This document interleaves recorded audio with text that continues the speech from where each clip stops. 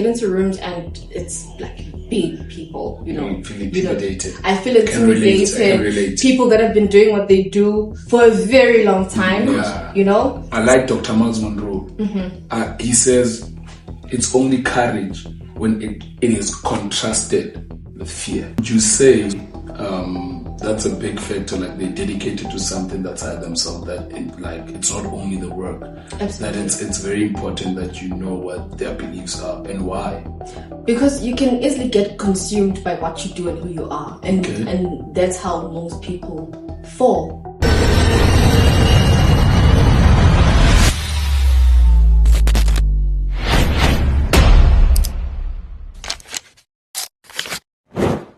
Every patch of grass has the potential to become a skyscraper. All it needs is to be put under construction. Welcome back to yet another, if I may say, epic episode, because this podcast is epic. So please don't forget to subscribe, click on that like, and share with everyone that Under Construction SA is back, and we're back for it. I'm not alone. I'm here with Zinhle. Her surname is Zuma, but not the Zuma that you know. It's a different Zuma. Definitely not that one. Zinhle, welcome to the Under Construction SA podcast. No matter what we do, we don't introduce the guests. The guests introduce themselves. No, but why? You know your work. Like I don't know. It's a different thing. That's what we do. I don't have a reason, but I think it's cool for a guest to just speak about whatever they want to speak about in terms of their achievements or what they do. That will take it from there. Got you. Yeah. Hi everyone, my name is Zintle Zuma. I am a content creator, actress, and I am, let me not disclose what else I do. You know, it's funny, you lead with I'm a content creator. I thought you were going to lead with I'm an actress. Yeah, so why did you start with content creator first? Just in no order. I mean, okay. Yeah. It's not a sign of anything. Okay. Yeah. Fair enough. You know, I just want to tell the people how we met, right? I think it's 2022. 2021. Was it one? Yeah. But it's somewhere in between 2020 and 2021. Not 2020, I'm definitely sure, because I was not in Johannesburg, I was still in East London. Oh, so I see. That's what I'm thinking, 2020. Okay, let's keep 2021. We're not sure what they do, but with Joe Humans, cycle meetups where we used to, like, industry people, like people from different industries. Oh, we met at Joe Humans event, right? Yeah. Really? Yes. You don't remember? I thought we met like online or something like that. Nah. So guys, I remember we're upstairs. This was happening in Center. I remember we're upstairs and I was with my friend Faye. And for some reason, you skipped Faith and you came to me, you poked me and you asked me, do you have a yeah, I don't remember because it was so unique of how I met everyone. Yeah. And you needed a power bank.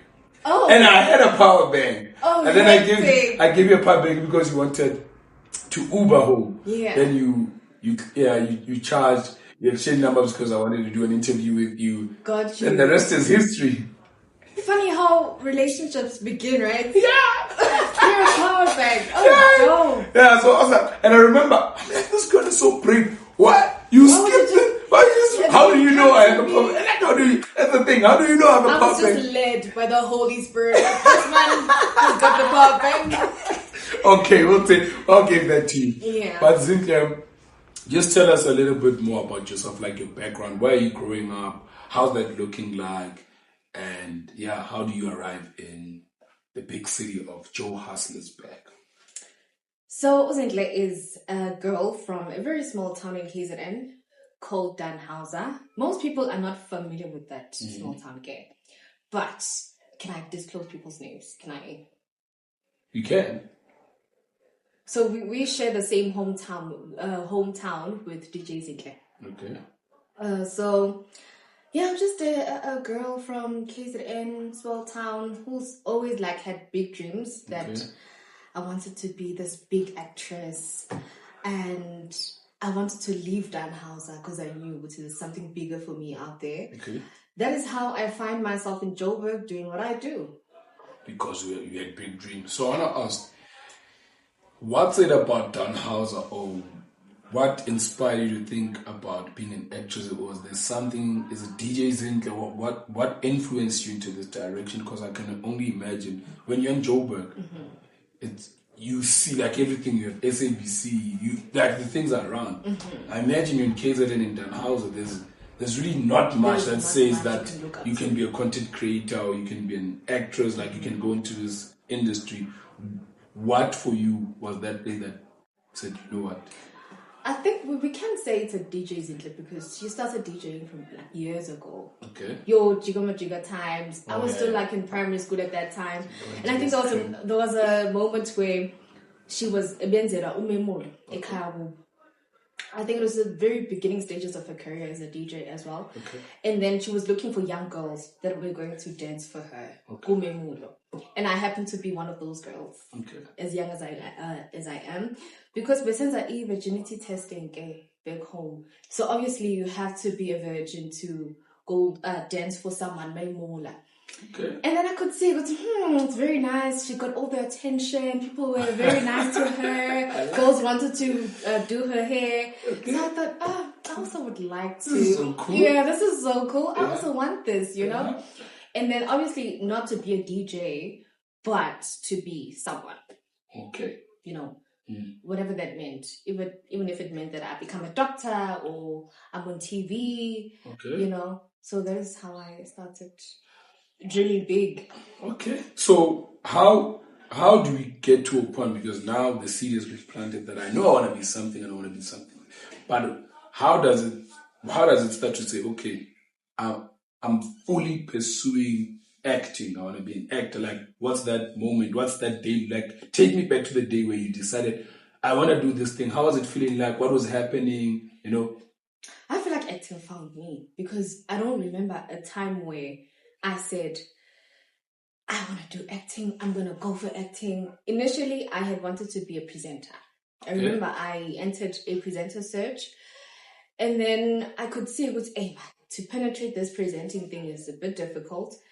So for me to be visible, what else should I do? Acting, you know? Okay. So it was never like a planned thing. Would say, I want to be an actor. And yes, I used to watch Your Generations and I thought, that's cool. Okay. But it was never really a thing that I wanted to chase like that. If I'm making sense. Makes sense. So it found you and you just sort of, for lack of a better word, stumbled into it. Yeah, I stumbled into it. So it was never part of your plan. So, okay, how does the move from Tannhauser to Johannesburg happen because now I want to chase this dream? Or funny enough, I moved from Tannhauser to PE to go and study. So I used to study in PE for a good 6 months, then I dropped out. I don't recommend that people drop out. I want children to stay in school. You finish your degree. Don't. I'm saying this because I had to go back to school this year, so I'm studying currently. Yeah. I dropped out, and then I pursued my TV career. Okay. You know, I started entering competitions, presenter search, and then how did I think it's just knowing people. Having a person who called me and said, hey, Zintle, we've got a role. Do you want to audition? Kind of situation. Okay. That is how I stumbled upon acting. I submitted my self-tape and then all of a sudden I wanted to teach myself about acting because, again, this is a profession. You need to know what goes into that. So I started with my research, my workshops, mentorship and stuff like that. And then I started acting. So what was it about you that the person said, Zintle, don't you want to audition? Did they tell you a reason? Did you ever go back and ask your team? Actually, because I was not planning this, why did you think I'd be best suited to be doing this? Mm-hmm. So I think because she was a casting director, she knew the kind of role that she was looking for. Oh. And then just by the virtue of being reserved and being who I am, but she was like, okay, you are a perfect fit for this Showmax film. And then I had already gotten it, but I had to follow protocol. Oh. I had to audition and submit.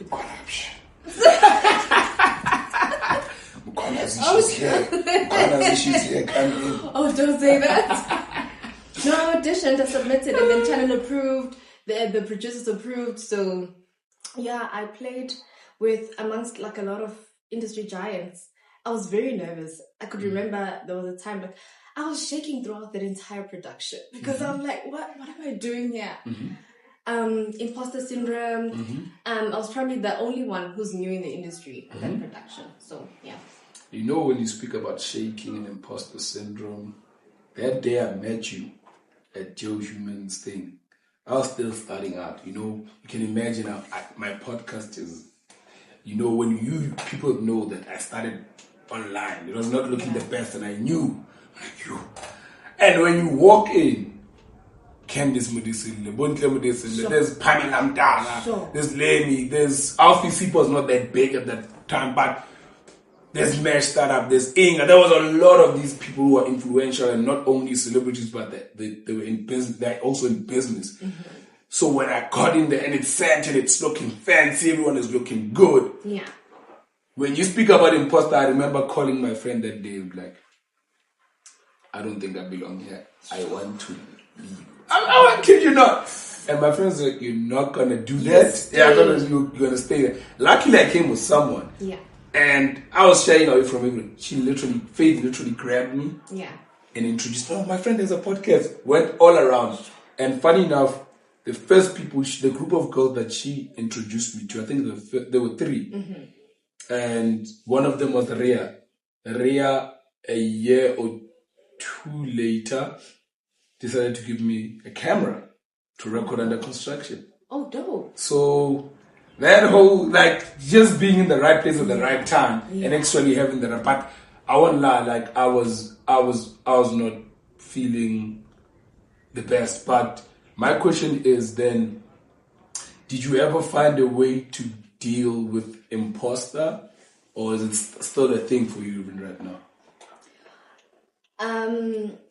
Only now I'm trying to manage, like with affirmations, constantly reminding myself that I belong. Okay. You know, and reminding myself that I'm talented, I'm equipped for this journey, you know. I think that helps a lot. But to say that I don't have it, that would be a huge lie, you know, because sometimes I get into rooms and it's like big people, you know. You feel intimidated. I feel intimidated. I can relate. People that have been doing what they do for a very long time, you know. So sometimes I'm like, oh my God, the minute I open my mouth, will I make sense? Should I not say anything in this room? Should I contribute into the conversations? I remember I was in this meeting and I was the one who's new in the industry again. I was in a meeting, like a board meeting with industry giants. I remember just sitting there calculating, should I say this? Should I not say it? Should I just sit and listen and learn from these people? Because also, sometimes you can just sit and learn, you know, unless if you're okay, Zintle, what's your take on this? Then you start contributing, you know. But I'm still building my confidence through learning, you know, but I'm not there yet. I'm not where I want to be yet. Okay. Yeah. Sure. So with all that being said, okay, let me, before I go to ask you a question, something just clicked in me because I like Dr. Miles Monroe. He says it's only courage when it is contrasted with fear. So for me, the biggest, how I deal with what you say, and it reminded me of that. You remind me is, I just walk into the room, even if I'm intimidated. Sometimes I don't do it, but most of the time I try to say, I'm gonna speak up. You speak up anyway. Yeah, I speak up. It's sometimes I don't at all. I almost said a story, but this is not about me, right? This is about you. You can share your story. I also want to learn something. No, it's just a simple thing. We were at a place, and then something was happening. I don't want to continue because the people are gonna watch it. Something that's very recent, right? And my friend's like, "Yo, this is the opportunity. Go, because this moment, people's phones are gonna be up, and it's gonna be your moment." Yeah. And I was like, I'm not confident about how much I know this thing that I won't make a mistake. Sure. But I remember where we went to Vusinova's listening session, and they say, does anyone want to ask questions? No one was asking questions. Did you lift up? Yeah, I went. I was scared. This is Tuso from Under Construction SA. That time, man. you have, I remember Smash Africa, I think it was with Channel O, you have these big, so me, I'm coming with my small and under construction essay, and I remember I asked the question, but I was so scared. Your voice was shaking, but you did it anyway. I don't think my voice was shaking. I've noticed with me that people say, every time I say I was nervous, people say it doesn't come across that you were nervous. So I don't know how, but I'm sure that some people who know public speaking who sometimes they can pick it up. But because of my voice, maybe I appear like very confident and stuff like that. But every time I get an opportunity to speak, and especially if it's in front of a crowd, woo, I have to deal with a lot of nerves. Yeah. But let's go back to your story, right? Yeah. Your story now, you landed your first role. Then what are you learning from the people that you are around that takes you into your next season, which is landing your next role? What I learned is that those big people also know there are things they don't know. Okay. They're still figuring things out. Okay. You might look at your president, but now he's got his weaknesses. Okay. So that's the one thing that I've learned. Also resilience. That sometimes we just expect the journey to be smooth sailing and things to come to us. But I've learned that if you really are determined to get something, you need to work hard for it. You need to be resilient because obstacles will be there. Okay. Whether it's late payments or different personalities, because sometimes you do come across different kind of people and it's difficult to manage different personalities, without being emotional, because sometimes a person will come to you and test how far can they get with you. So you need to be emotionally intelligent enough to spot those type of things and say, I'm not going to partake in that, because other people just want to sabotage people because they feel like threatened with there's this new person, they're going to test you so that you're going to look like the bad guy. So I learned resilience and hard work. I like the fact you speak about resilience and hard work. And speaking about hard work, right? From a practical standpoint, because a lot of people say you must work hard, you must do this and stuff, but there's no practicalities. And I think you touched on it when you began, when you spoke about some of the things that you did to equip yourself, right? Yeah.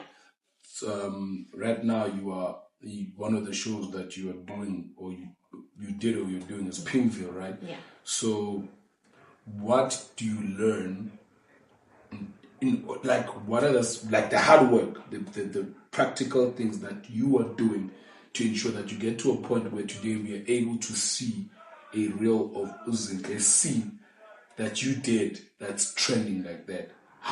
What are the steps? Because you started out as you was basically self-taught. I want to know, what did you do to get, because hard work is so broad. I'm going to leave, I must work hard. What does working hard look like? It's doing the work even if no one's watching. Okay.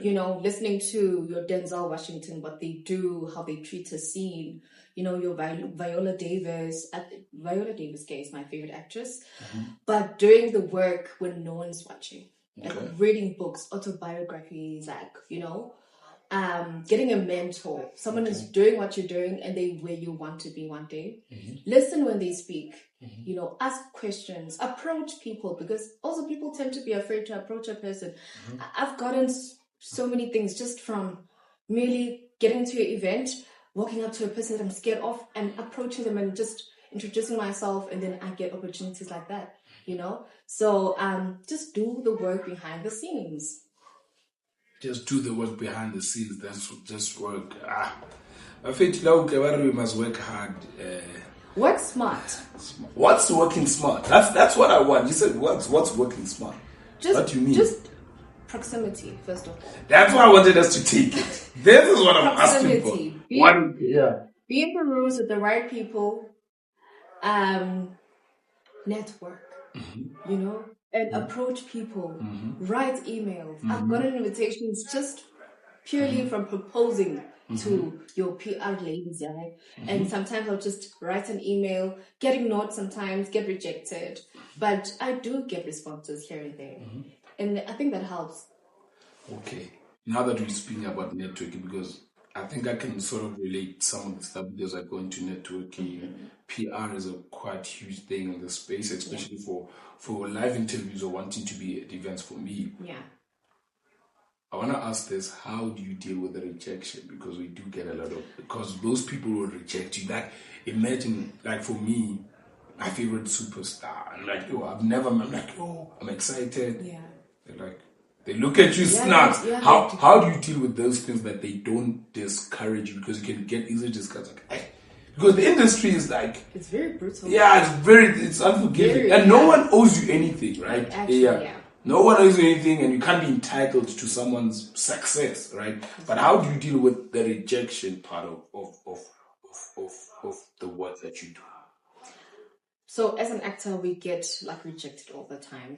At some point, you get used to the rejection, because I think I've gotten to a point where rejection to me is just another point of motivation to try harder. Like, I don't take no's for an answer. If you're gonna say no, I'm gonna try a different way. Then I think I'm open-minded enough to think that there's abundance in between. So if Tusa's not gonna give me the opportunity, maybe someone else is gonna give me. Then I knock on a different door. You know, so just don't lose the drive just because you got rejected today, because maybe tomorrow is the day that you're gonna get the yes that you're looking for. Sounds easy, but it's very, very difficult. Okay, it is. It's not a you thing also. Okay. Sometimes if you get rejected, it just means that you're not what they're looking for at that particular moment in time. Okay. Not because you're a horrible person or you're not talented. You know, sometimes you're just looking for a different kind of look and feel. That's the way you look. I like that calms me down. It's not that it's personal. You're horrible. Yeah, it's not personal. Yeah, okay. Because most of the time we take things personally, like, oh, it's me. It's me against the world, or the world is against me. People don't like me. And like you say, the casting director is looking for someone different. You might be good, but not just for this role. Exactly. There's a role that's for you. Exactly. And sometimes you don't look at life like that. I thank you for that. Speaking about rejection, I want to go into challenges and pains, right? Yeah. What's the most painful thing that you've experienced in your line of work, and how do you deal with that? Like, being typecast is not nice. Okay. So I think that's a bit painful for me. And I'm saying this so that writers start writing differently for me. I'm speaking to you. Hi. I'm using game. I'm not involved. Please. Just anything. Joking. I'm at a point where I'm manifesting something more challenging. Not the slave queen roles, because that's normally... And my mom tries and pep talks me, because you look beautiful, they're obviously going to say, hey, be a slave queen, and it's easy for them. But I want something more challenging, something that requires more emotional work. Okay. You know? Something that, like, I don't even have to wear a wig or makeup. Just go into set and act. Okay. You know? Yeah, I want that. I think that's painful for me, like, right now. So I think it goes back to, like, I think just build a name for yourself to a point where now, when you get on set, you can be involved in how to shape your career. Because when you are at the beginning, you have to sort of take what you have, right? And for me, I look at it when I'm listening to you, it's a blessing. At least you are inside, because there are those who are outside that they just say a chance. And I realize with me, right? Because sometimes, I'm not saying don't feel pain, because sometimes we forget, Witty, I'm not from Josie. I might not be where I want to be, but I'm not where I used to be. Like, looking at my background and the challenges that I faced, being here, I'm not supposed to be being here. Is enough, right? And with like any job, like whether in corporate, content creation, you start somewhere. Yeah. You look at your ghost movies, they started in the which are called the first generation of YouTubers. Yeah. They're using their phones. But when you look where they are now, they have cameras, they have cars, they have houses, they're building companies and stuff like that. They get to dictate now. If a brand comes, they charge like, all right, I don't want this, I don't, because they've built their name for themselves and the credibility. And for me, sometimes it's just a patience thing to say, I might be here and I'll get there. And obviously, like I like the fact that behind the scenes you do a lot of work, so you work on yourself so that but they say opportunity meets preparedness, because the opportunity is going to come. You are in the right space. Are you equipped to do that? Yeah, because sometimes we can focus on so much on the pain, and the opportunity comes. And you haven't been doing the work. So to prepare yourself for what you are dreaming about. Absolutely. And you're in front of the what you call these people that cast you, casting directors. Yeah. And then, or whatever, you do a self-tape, but it's not hitting because you were not preparing yourself for this type of a role. But yeah. Actually, I like that because, I didn't even study acting. So it is grace to be given a chance to showcase that, hey, I've got the talent, because it could have been worse. I could be sitting wherever and hoping that, hey, one day I get an opportunity. You do find people, I think I've seen I think I need to be more grateful. And you're just an extra for a very long time.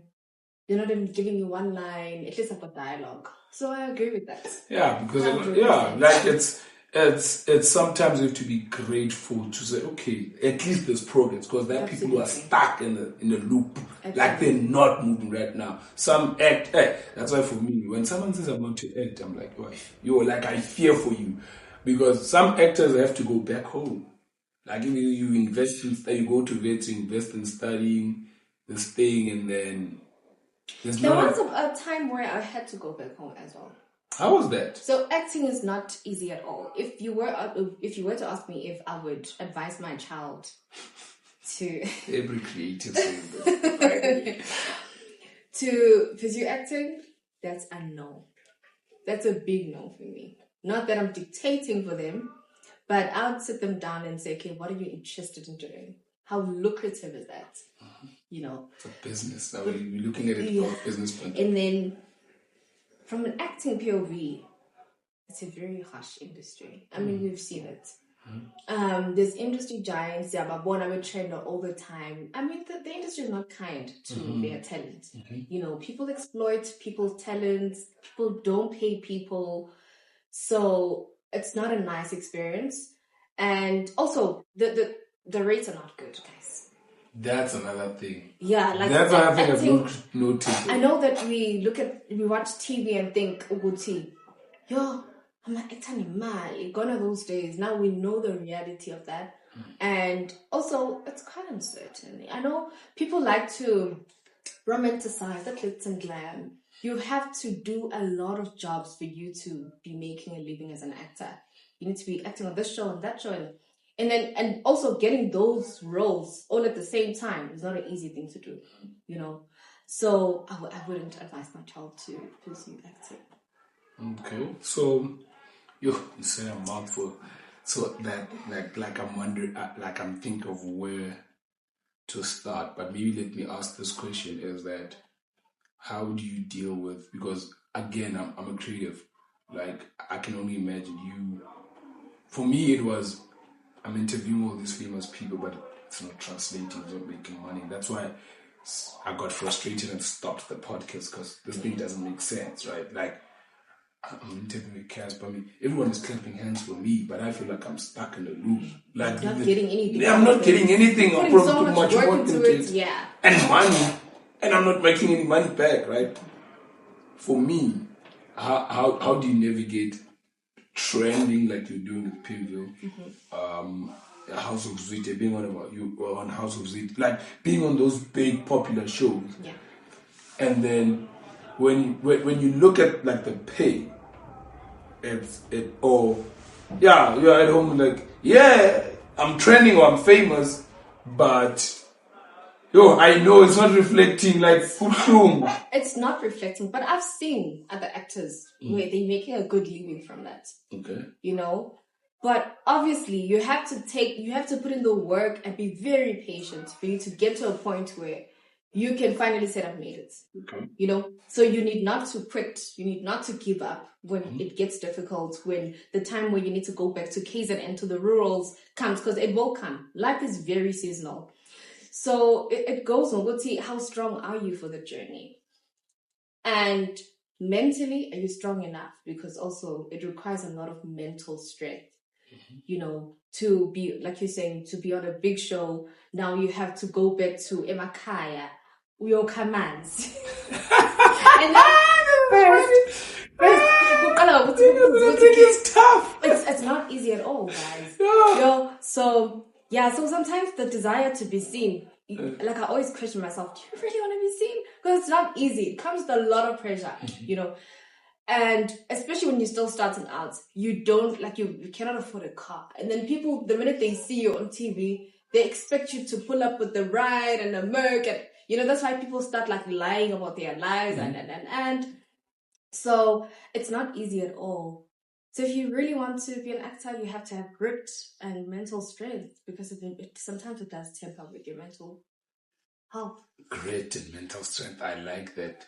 So, I like that, because a lot of people want complicated stuff. It's as simple as you just have to toughen up. You just have to take it and live with the embarrassment sometimes, because you have to go through. And like I said, I take it back to when we started this podcast. Zintle, I used to be embarrassed. I used to not even. I don't even want to. I just post, and I don't want to watch what I was saying, how I was saying. Like, this thing used to embarrass me, but I just kept on doing it. I just kept on, and I'll get, what would encourage me even more, it was the comments that I would get from people and stuff like that, and it kept me going. And now I'm here, I'm able to sit with someone like you, because I never gave up. I was resilient, as you said, you know, because it requires resilience, because everyone else has iPhones, they have cameras. You are on Zoom, it's the cascade, the sound, everything is looking. And you've grown so much from when we met. I mean, you've got lighting now, you've got the assistant. That's a very good. So there has been progress. Yeah, there's been progress, and I think a lot, because when I look back, I'm thankful. I got to interview my favorite rappers, Casper. I got to interview Nomza Mumbat, even though I have a story about that one, but I need round 2. I got to interview Tsepo Jeans. I remember Tsepo Jeans saying to me, and I only clocked it when I was watching the interview, the video, because he was my first celebrity or influential person that I interviewed in real life. Dope. And I was nervous, and he picked it up. And then in the interview, he was like, then you become like, but he was referring to say, then you become like me and not be nervous like him, because he noticed that I was nervous. But looking now, give me anyone. Give me anyone. You don't get nerves anyway. I get nerves, but give me anyone. Dope. I did Casper. Like after that, I think after that weekend, I did Casper the next weekend. I was not flinching. I remember, actually, this is what about me. You see, you're making me speak. But I remember doing Casper, right? And when I was Casper, I did an interview with him, and I asked him to do a video and speak about longevity and what does longevity look like. And he made a mistake. And after, I'm like, why even after you made a mistake, you continue, you kept on going. Yeah. He said, no, authenticity beats everything. And he said to me, you would know because this is your profession. Yeah. It means what the level of interview that I did, or how I handled myself, a Casper could respect what I do, because I'm not fake. He was so comfortable to say, no, but you would know better than me. So we come from way too far. So I was, and this is like, everyone that knows me, Casper's like, celebrity. I'd be starstruck. I'd be like, oh my God. I think I've been doing this long enough. I don't know actually what, like, I've zoned into when I'm at work, I'm working. Nothing else distracts me. I remember why. I actually can relate to that. Yeah. So like, I might be thinking about the fact that this is a celebrity. You're doing your job. If we're working.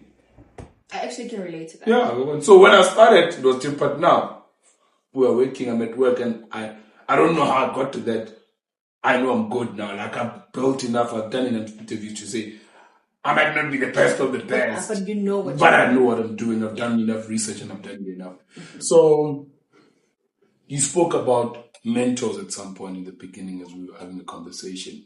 What are some of the influencers or the people that influence you or that you look up to and why? So I obviously can't share their names. These are extremely private people.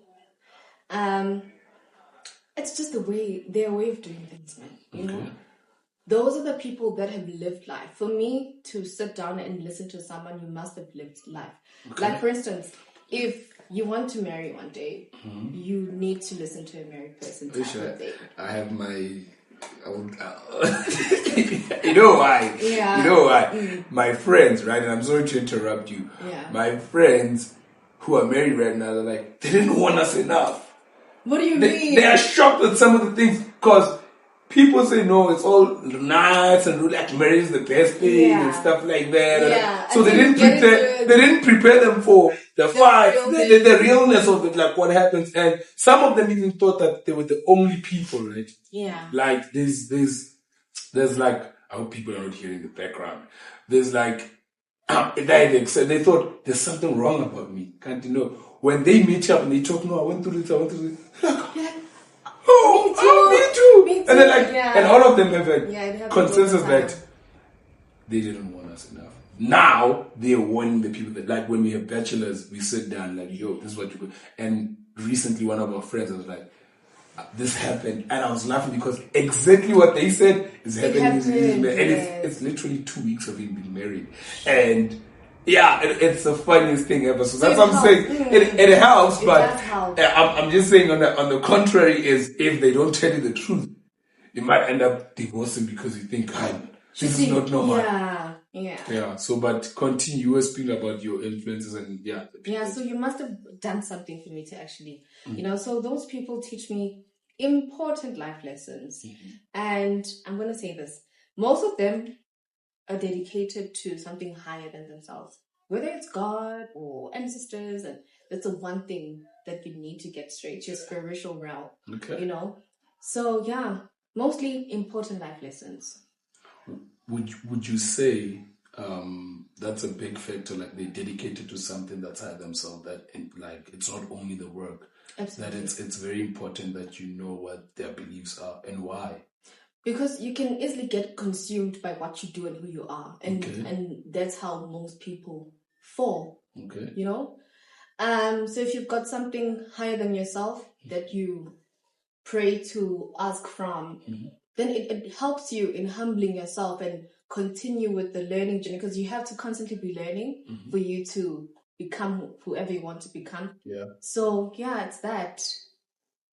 And just important life lessons, business lessons, career lessons, and listen to different kind of people, get advice from here, from there, and then make my own thing here that's going to help Zinhle and whatever she's trying to make of herself. Okay. Yeah. As we conclude, because we're coming to an end of our episode. Why so early? I'm still having fun. No, we want to keep them to a short time. We don't want to, but we'll come do them longer. We don't want to give off too much. It's fun because we're gonna have we're gonna have you back when you're at a certain level, like now. It's just that, and people don't know. We once did an interview, and Zintle said, "Take down that interview. Take it down." I had to take it down. Probably in a private. Did you end up taking it down? Yes.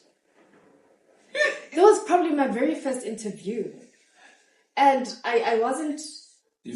I didn't feel comfortable because of probably the way I looked. I felt like I just maybe didn't put on makeup at that time. Maybe my hair was some type of way. I don't know. You were the only and the first person to take it down, and I think it's in private. It's private, but the beauty about that is when you see what they're pulling out of coffee.